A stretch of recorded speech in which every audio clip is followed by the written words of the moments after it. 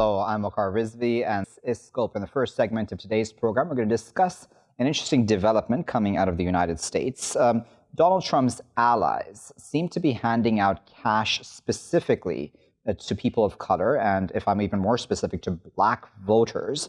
As we well know, and for the large part, African Americans as well as other people of color usually lean towards voting Democrats in most elections in the U.S. So Donald Trump is seemingly trying to, in some way or the other, change that tide. Now, can this be called bribery in a sense, or through these giveaways? I'm using that word I know the negative connotations that it has, and this would be a sensitive topic to bring up in the way that I'm bringing it up. However, it's important, isn't it? Because this is all happening because of a charitable organization called the Urban Revitalization Coalition. Now, obviously, a charitable giveaway would be fine in most cases, but you have to be giving it out to people who you know actually need that sort of cash. Is that being done in this case, or is this simply, again, as I said at the beginning, a case of just trying to woo black voters onto the side of Donald Trump, possibly? Let's discuss this further. We're joined now by Rashawn, who is a sociologist, Rubenstein Fellow at Brookings Institution. He's joining us from Washington, D.C. Rashawn, as always, we appreciate your time this morning. What do you make of these sorts of cash handouts? I don't know, it makes me uncomfortable. What do you think of it? Yeah, well, again, thank you for always having me on the show. I mean, I think it completely makes me uncomfortable. As an African American in the United States, I find it extremely disrespectful. Other black people who I talk to in the United States also find it disrespectful. And we find it even more disheartening that African Americans are helping Trump do this. I mean, Darrell Scott in particular, I mean, the way that he's doing it, I mean, it is one of those things where it is completely disrespectful to the black community to think that you can simply give out money and get a person to vote, or at times get a person not to vote. Instead, what we should be focusing on is the fact that Trump is heralding himself as being a person who is really decreasing the unemployment rate. But research that has come from Brookings, from some of my colleagues, shows that those jobs don't even allow people to meet their basic needs. In black communities, we're not seeing jobs. We're not seeing education get equitable, and we're also not seeing a huge improvement when it comes to police community relations. So if Trump really wants to woo black voters, he actually needs to address the key concerns that black voters care about. If we're fair, though, do you, Rashawn, that the Democrats have a better track records in helping African-American communities throughout the U.S.? I think over the past half century, that's definitely been the case. I think what's happening right now in the United States is we have a simplistic two-party system. And for a lot of people, they don't find the Republican Party or the Democratic Party, in particular the candidates that are put forth at the national level, to be people that they can get behind. On the other hand, I think on a local level, I think we see a lot more heterogeneity. And what happens is people move up through the ranks to become Congress people, senators, and then even running for president or vice president. What we see is a shrinking down of issues instead of necessarily seeing more heterogeneity around issues and topics that people care about. And I think at the congressional level, as well as at the state level with state senators, state delegates and representatives, I think we see a lot more diversity there. I think what's key, though, is that when we look at black voters have a huge voting block. So in Cleveland, where this rally was held, where they are handing out hundreds of dollars, thinking that that is going to get black people to vote for Trump instead of making sure that they have adequate jobs, black people actually voted on par to their percentage of the state population in the state of Ohio. That's something that people don't talk about. It was similar in Michigan. It was similar in Wisconsin. Yes, 2016 was down from 2012, but I have done analyses and I've published on this at Brookings and at The Guardian, and we see that black people are one of the most stable voting blocs. And part of what this narrative is aiming to do, and is always aimed to do in the United States, is mute black people. And instead, what needs to happen is black people need to say, what do we actually expect from our candidates? What are the issues that we care about? And we demand that these particular issues are addressed. Okay, so let's talk about it should be addressed. I imagine a Trump supporter would say, listen, what's wrong with this? If we're trying to help respective black communities out, why not allow for these sorts of cash handouts? What really are these communities actually expecting? Yeah, that's a good question. So handouts is not something that Black people want or desire. What Black people want is equality. And what equality means is dealing with the legacy of redlining, where historically Black districts, such as in Cleveland and Detroit, have been heralded with unequal opportunities in banking, unequal opportunities in education, unequal opportunities in work. And so if we really want to deal with the key issues in Black communities, education, work are two of the main things. Of course, policing.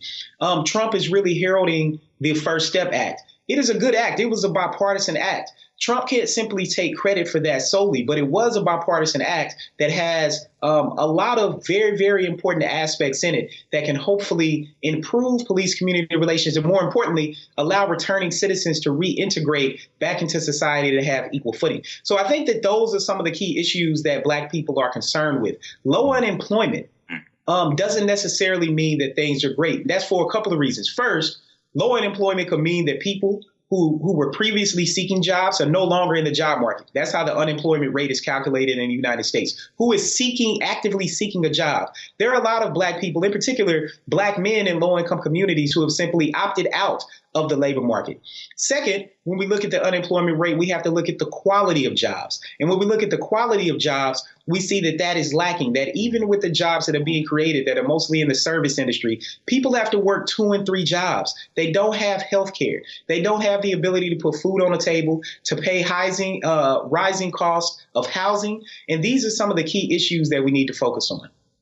All right, so then let's talk then the 2020 elections, because if we're looking at the Democrat candidates as well, you know that there's been significant criticism of the likes of Biden and him not being able to, for example, connect with the Black community and Black voters as such. If he then does become a candidate, and of course that's very hypothetical, I know Sanders is doing well nowadays in the polls as well, but do you think that that would be problematic then for both parties? You've already spoken about the fact that, that we are just talking about a very binary 2-party system at this point. Yeah, I definitely think that the top crowd of Democratic candidates at this point are struggling with Black voters, except for Bernie Sanders, to your point. And Bernie Sanders is currently leading the polls. I think that this is going to be an election where the vice president and whoever the surrogates are might play a much larger role than in previous elections. So, for example, Bernie Sanders has AOC.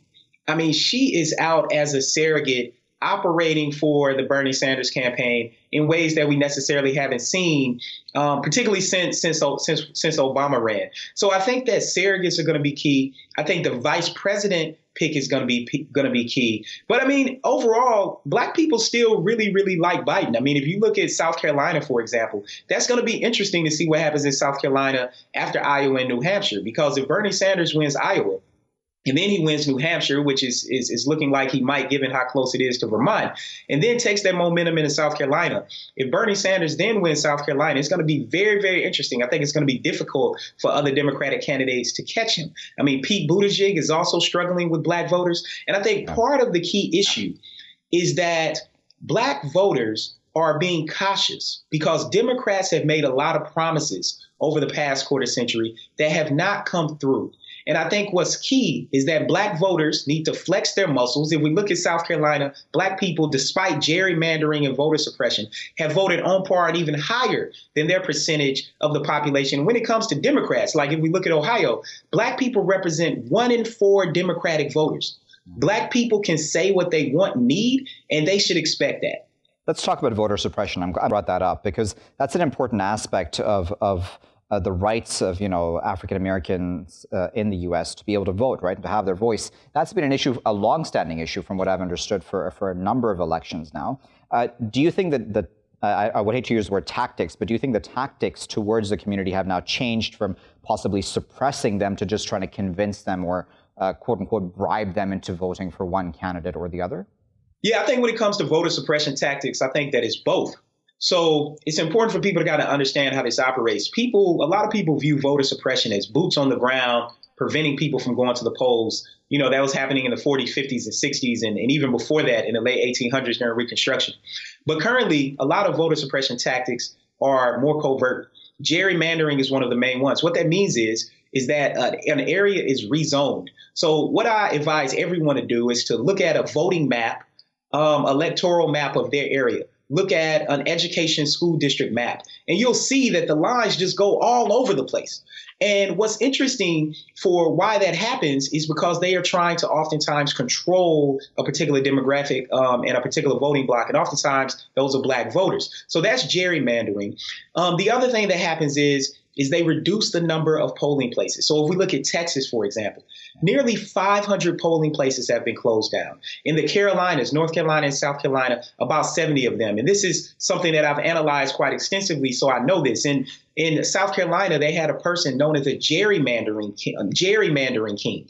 And his daughter was going through some of his documents and found it and exposed him for that. This gerrymandering king was actively aiming to reduce the black vote. So it is an and. Not only is it trying to make black people not come out to vote, but it's actually making it more difficult. Then we have to talk about voter ID laws. Yeah. Then we have to talk about the fact that for returning citizens, that they have to pay their fees and fines before they can vote. So Florida is going to be really interesting, where you have nearly 2 million returning citizens coming back to the polls, and there are going to be restrictions there. In Georgia, we seen at the time Kemp, who was running for governor against Stacey Abrams, was actively purging voters from the roll. So this is what voter suppression does, and these areas target black people. And this is what's key. Despite these tactics, black people still vote on par or higher than their percentage of the state population. I think that is remarkable, and that's something that we need to herald. The narrative we hear is black people don't vote. My research actually shows that could be farther from the truth.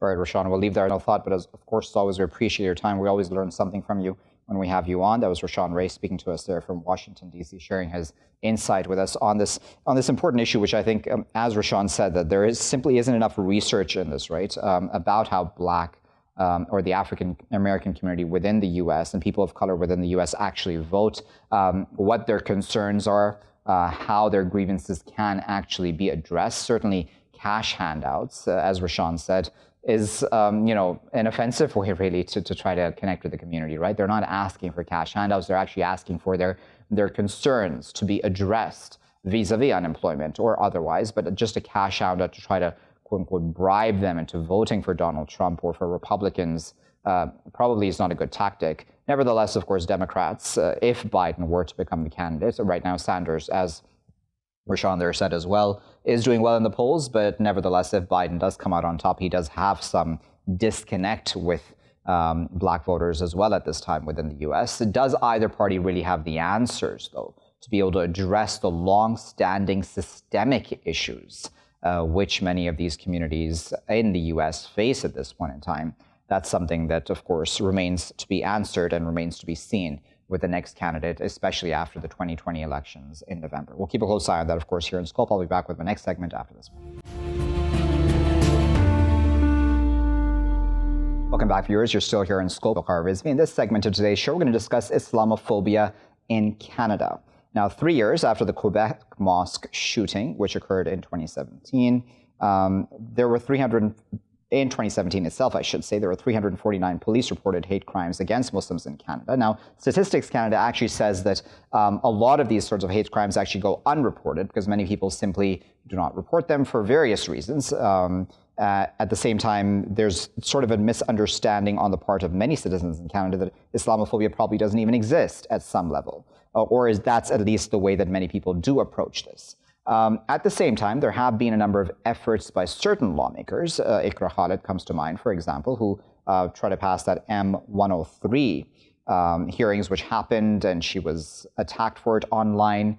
That did pass. However, it didn't have the support of many other lawmakers, especially conservatives, because they felt that it would impinge on free speech. Now, is any of that a fair criticism at this time, especially when the numbers are going up quite drastically? There's a jump of 151% in hate crimes against Muslims since 2016, that is, until 2019, I believe. That's quite a significant jump.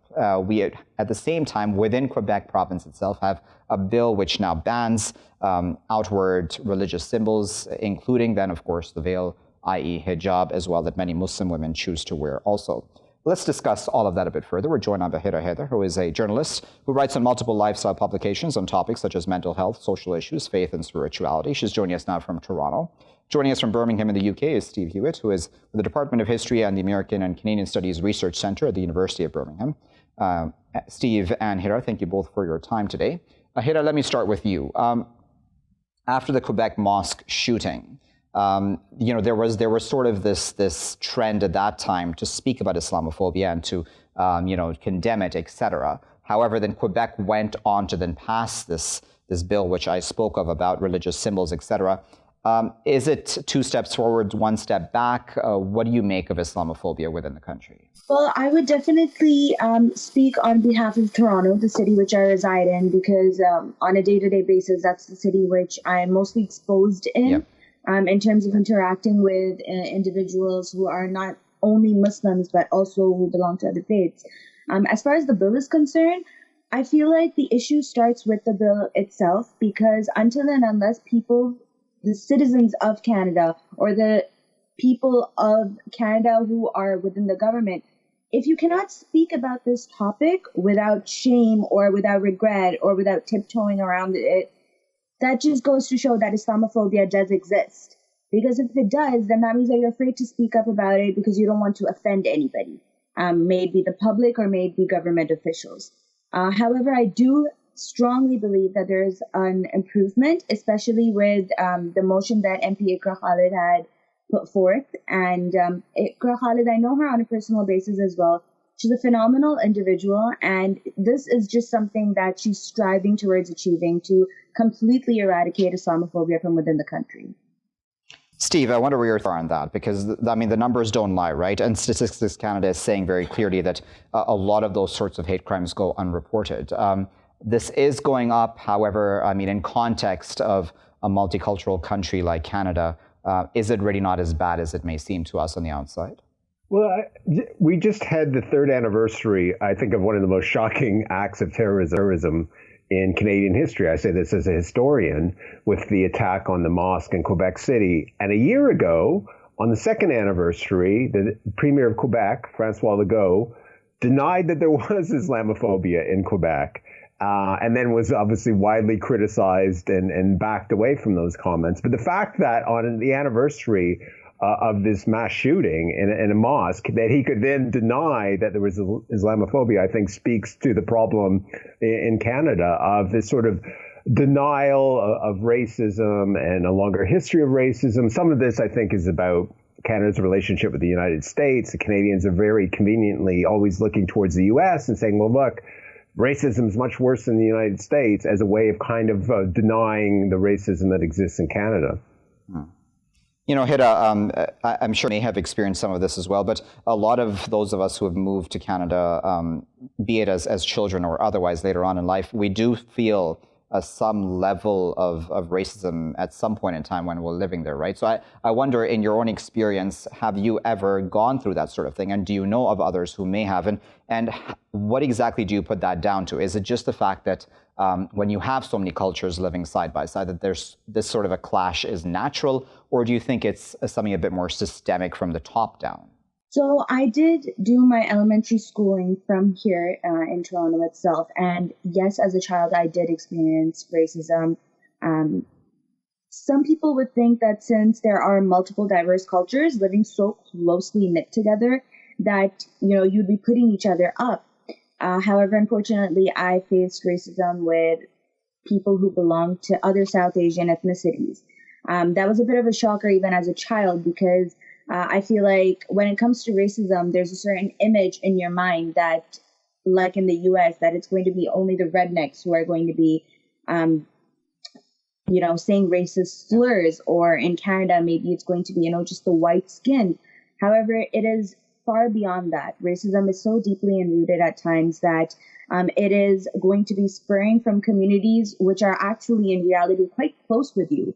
And one issue which I think is that Islamophobia, if the youth of Canada, especially the Muslim youth, until and unless you are not educating yourself about Islam, you are not going to be able to put forth the actual true essence of it, the message of it. So I feel like that's a very, very important factor. And I feel like that's where we are lapsing. Until and unless you don't know academic research with regards to your own faith, you're not going to be able to defend it, let alone put forth the message forward in a positive light. That's interesting. Steve, do you think that that plays a factor in all of what we're discussing right now when it comes to Islamophobia in Canada? Because Muslims, as you well know, I'm sure Steve as well, are quite diverse. Some choose to follow certain tenets of the faith. Others may choose not to, based on their specific interpretations of the values put forth, be it in the Quran or otherwise. Do you think that that possibly confuses those who are on the outside, or do you think that it's a bit more sinister, if that's the right word? I mean, is it just genuine hatred towards Muslims?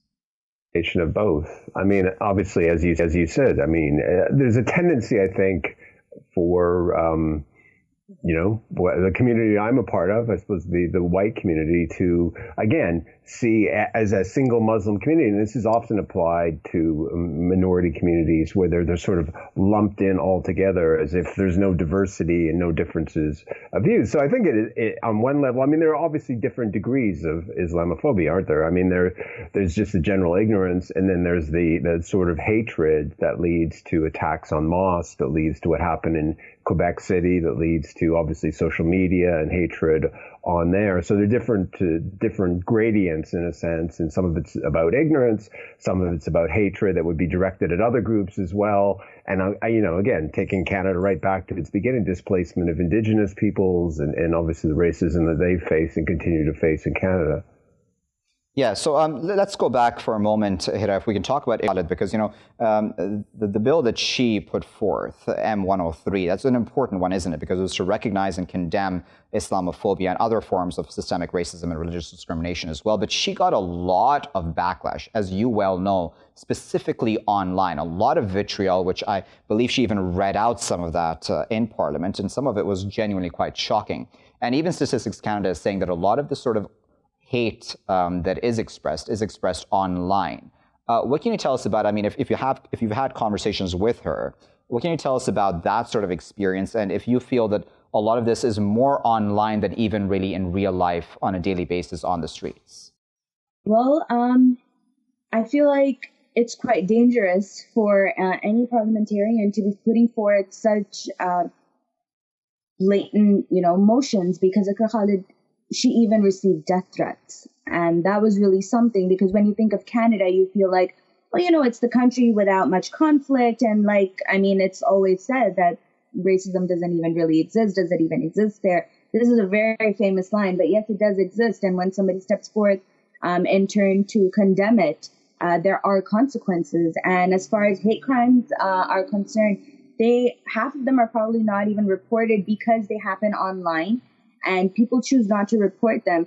Again, the thing is that social media is a very scary place. People quite easily are able to make all kinds of accounts, fake accounts, and just spur hate all over. And there's no shame in them doing that, unfortunately. So this is something that needs to be changed in terms of, the narrative, because unfortunately, sometimes people think that the comment section on a social media post is the actual narrative rather than what's in reality happening in terms of racism. This is something that needs to be really focused on, that change the narrative and not focus on social media comments and just random hate posts. Steve, I'm for a moment just parallel what's happening in the UK as well, because as you well know, Steve, in the UK, the Conservative Party is also meant to be, investigating Islamophobia within its ranks, but isn't doing a very good job of that. I mean, they're trying to now investigate, I believe it is, all forms of xenophobia and hatred within their ranks in a more general macro fashion. Do you think that this is something that's happening across the seas and in many parts of the world, where there's just this denial almost in saying that, okay, Islamophobia does exist and we should be able to tackle it head on very directly? Yeah, I think there are parallels with here in the UK. And you had, again, some of these involve social media posts by even some now elected Conservative MPs. You also had a prominent journalist here in the UK published a piece in in a newspaper where she denied there was such a thing as Islamophobia, which triggered a response as well. So yeah, no, it is a broader, obviously, we see this in France, I'm sure, obviously the US, you've got the president of the United States would probably fit within much of what we're talking about and some of the things that he's tweeted. In fact, he's even tweeted material from basically racist groups in the UK attacking Muslims that potentially, if he was living in the UK, might lead him to being charged with hate crimes. Yeah. So it is part of a wider trend. And obviously, when you've got people like Donald Trump doing this at the top, it does, in a sense, give license to others to think that this is okay to do and okay to post, and creates this sort of cesspool that we're experiencing now in terms of what happens in social media, especially. Hmm. All right, so Hira, an example in Canada as well, it's easy to pick on Quebec, isn't it? But even just within Ontario, we currently have a premier such as Doug Ford, and there have been problematic statements made by him in general more about immigrants and immigration in general also. Do you think that that's sort of the support that Doug Ford had, the fact that he came into office to begin with, was shocking for many migrants or immigrants, even within the Toronto area, I know. Do you think that that's sort of has shocked the system, where there needs to then be more outreach on the part of immigrants then to the average Canadian? Absolutely. It was shocking because, again, like I said, Canada is a very friendly community. We don't even consider it as a country, on a whole. It's like we're very closely knit, all the provinces. The issue with the immigrants here is because, of course, being an active member of the community, that you need to understand that you are Canadian at the end of the day. And if you believe to be Canadian, and if you want positive change to come about within the country, especially in terms of eradicating Islamophobia, you need to get out there and vote during elections. And this was asserted on a lot during the elections which have just passed, that if you want to be the change, you have to consider yourself as Canadian and put in the effort, go out there, vote, and choose the right people who are going to be running your country. Because again, when Donald Trump got elected, everybody was shocked, but it did happen, right? Because the citizens of America did go out and elect him. So that's a responsibility that the immigrants have in this country, and they need to really own up to it and consider Canada as their own. That's something very important. Very well. We'll leave there as a final thought, but appreciate both Hira and Steve for their time today, and of course, for sharing their thoughts on this topic of, Islamophobia within Canada isn't discussed a lot, especially worldwide, because the image of Canada as a multicultural society where this sort of hate crimes, or these sorts of hate crimes, would not simply exist. That sort of is stuck. That sort of stereotype is stuck in many people's minds around the world. However, it does very much happen, especially online. But then ever since even the Quebec mosque shooting, which really shocked a lot of Canadians and people around the world, that occurred 3 years ago, but not much has really been learned. I mean, Quebec has still gone on to pass a bill, such as Bill 21, which bans religious symbols, including the hijab, in certain public places. And then, of course, we had this motion to condemn Islamophobia put forth, I should say, by Waqar Rizvi, who was an MP. And she got vitriol, even death threats, as Hira there said, simply putting forth a motion to condemn Islamophobia and other forms of religious discrimination, saying that would then impinge on people's right to free speech. Hate speech is not free speech, as we've spoken about many times in this show as well. There need to be limits on free speech also. We'll keep a close eye on that, of course, here in Scope. I'll be back with my final segment after this. Welcome back, viewers. You're still here on Scope with me, Waqar Rizvi. In this final segment of today's show, we're going to discuss the Donald Trump impeachment. That continues, of course, although it may not continue for much longer, depending on which side you believe at this point in time. If the Republicans have their way, the trial would be wrapped up in possibly even a number of hours, really, if that entire issue of witnesses does not go through. At this point in time, we know Democrats are pushing to have witnesses speak at this trial. However, Republicans, at this point in time, we don't know if there are enough of them who would support such a motion. One of them who was seemingly on the fence has now said that he would not now support having witnesses. All of this goes back very specifically, seemingly at this point in time at least, with John Bolton, who was once Trump's national security advisor. He's written a book. The manuscript that has been leaked shows that he has possibly really incriminated Donald Trump when it comes to this entire issue of Ukraine and the military aid that was withheld so that Donald Trump could get a political favor off of the Ukrainian leadership, specifically targeting the Bidens. Let's discuss that a bit further. We're joined now by Jim Williams, who's a 7-time Emmy Award-winning journalist. He's the Washington bureau chief for LJC, Media and Genesis Communications. He's joining us now from Washington. Jim, as always, we appreciate your time today. What do you make of if this trial will wrap up very quickly, or do you think that there will actually be witnesses who will be able to testify? I don't think there's going to be witness testifying. I think the key point here was Lamar Alexander last night.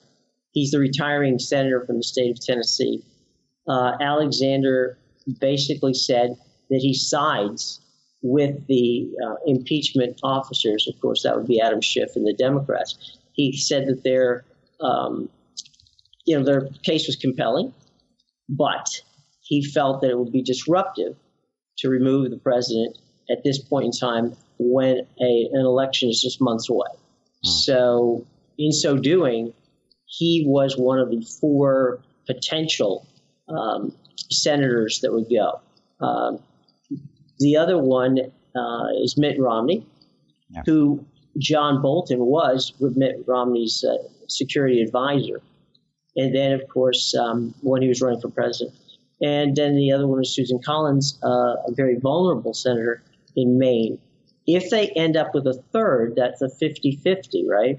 The tie potentially would be broken by Justice Roberts. That's unlikely because Justice Roberts is pretty much a constitutionalist, meaning he wants to stay out of the fray. So 50-50, even though it's not a majority, it's unlikely that they would move forward on that. So basically the trial would end. It's very likely to end on Friday, at the latest Saturday morning. Right. Do you think that Bolton, hypothetically, were to speak, how damaging would that be to Donald Trump? Because, we've only right now seen leaks, right, or heard of at least leaks of his book. I mean, none of us have actually read the book clearly through and through, especially now with the White House trying to convince him to remove parts of that book, which they say is classified information. How damaging would that be, especially because Bolton was so, strongly on the side of Trump? I don't think there's any question that Bolton would be a John Dean type witness if you harken back to the days of the Watergate hearings. The interesting part to this is that John Bolton is a United States citizen. He can walk into your studio today. You can ask him any question you want to ask him. He will answer whatever he feels is pertinent. We're not getting him in trouble. And potentially he could tell you, yeah, I was there. It was a quid pro quo. All of my deputies have basically said it. They are the witnesses that were used in the trial. So yeah, he's the guy who can put himself in the room with Trump, with Pompeo, with the inner circle, and basically make the case that yeah, he did it. Now, Lamar Alexander in his writing last night said specifically he agreed with the managers, but as I said before, it doesn't rise to one to overthrow, if you will, an election. So I think that's the tack you're going to see a lot of Republican senators take. One thing that we keep, Jim, from many Republicans, and even there was a poll not too long ago, if I'm not mistaken, a Pew poll, I think, which said that Republicans do believe that Trump may have done something wrong or likely did do something wrong, but that it doesn't meet the threshold of a crime and that it's not an impeachable offense. What are your thoughts on that? Because then that isn't really, this very strong endorsement of the man. Does that then hurt him in the upcoming elections? I think it will hurt him among the independents, which may very well swing the election.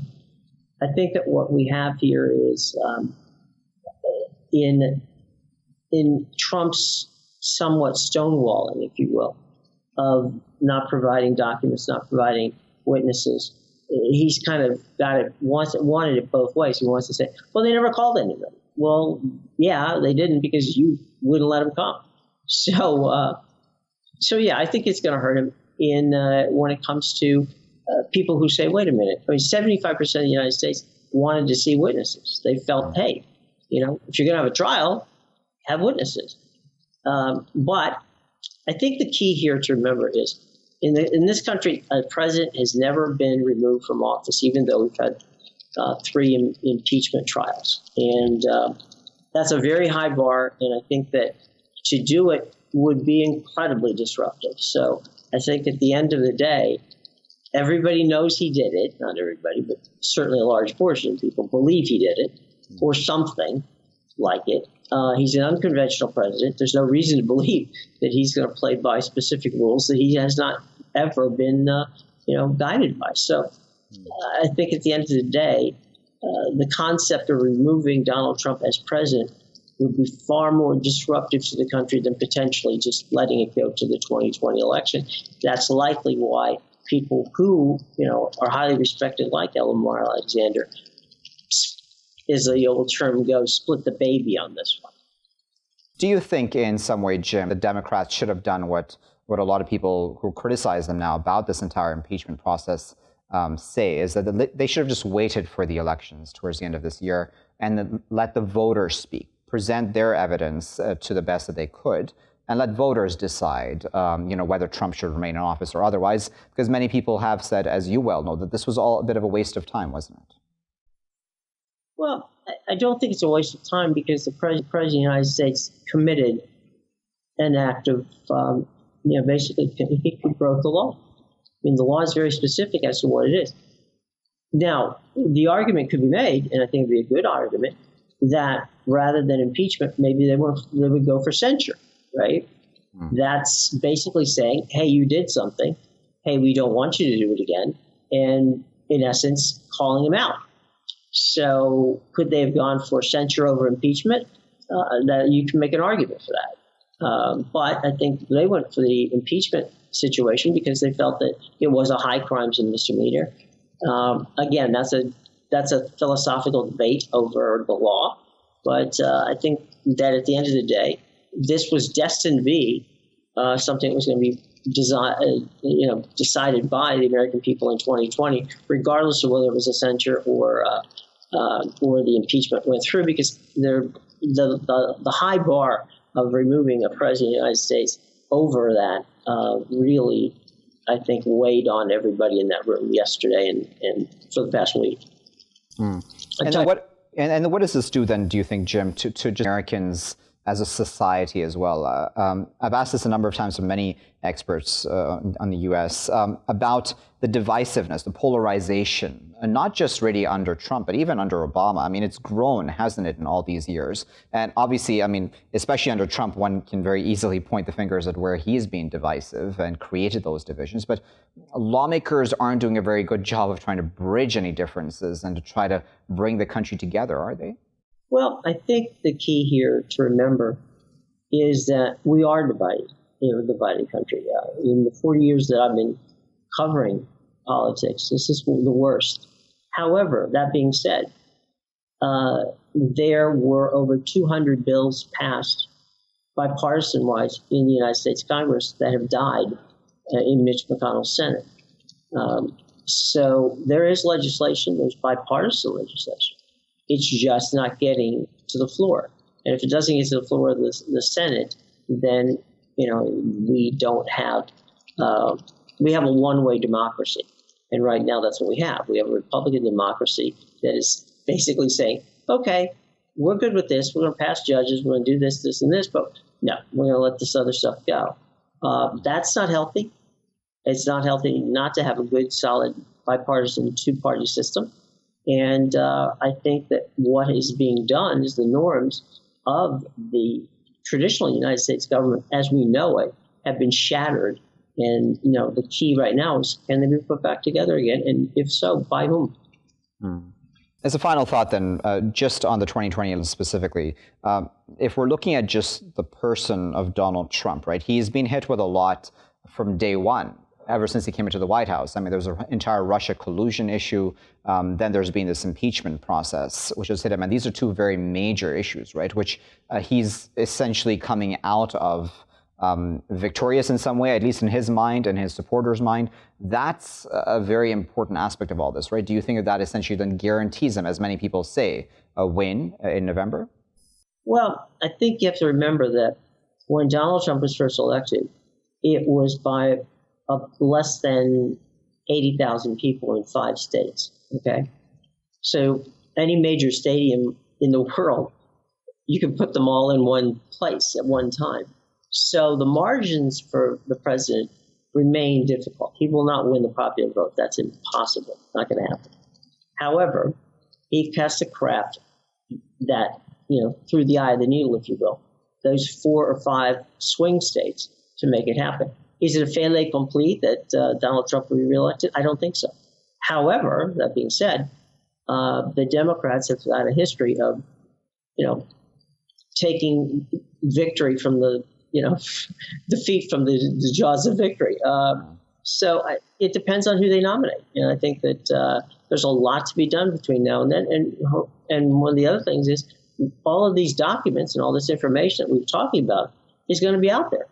So it's a slow leak, much like Hillary Clinton got hit with whenever, we went to 2016 with the emails and all the documents. So that potentially could be a problem for the president once these documents are made public and once the Bolton book comes out. Very well. We'll leave there as a final thought. But of course, we appreciate you taking your time out this morning to speak with us and for sharing your thoughts with us. That was Jim Williams speaking to us from Washington, D.C. The trial, the impeachment trial of Donald Trump, viewers, may very well be over just within a couple of hours, especially while you're watching the show. It may already have been over. If essentially Republicans or enough Republicans do not sign on to have witnesses appear at that trial. This was an open and shut case anyways, in the sense that the Republicans control the Senate, so obviously the votes would go in favor of Donald Trump to begin with. They wouldn't have certainly brought forth charges or proper crime charges against him, criminal charges, I should say, against him. Nevertheless, even Republicans have admitted that he probably did do something wrong, but the argument is simply over whether it then hits that threshold of an impeachable offense, of a criminal offense. And that's what everyone keeps arguing over and squabbling over.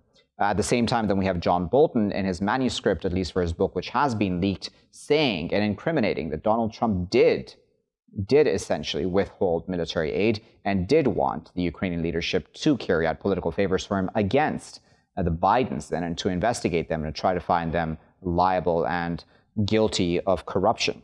We'll keep a close eye on this because certainly this does have ramifications for the upcoming elections towards the end of this year, or not. Does Donald Trump come out of this a martyr, as he would claim he is, especially after what's happened with the Russia collusion case as well? I'll leave it there for now. I've been Waqar Rizvi. Thanks for watching.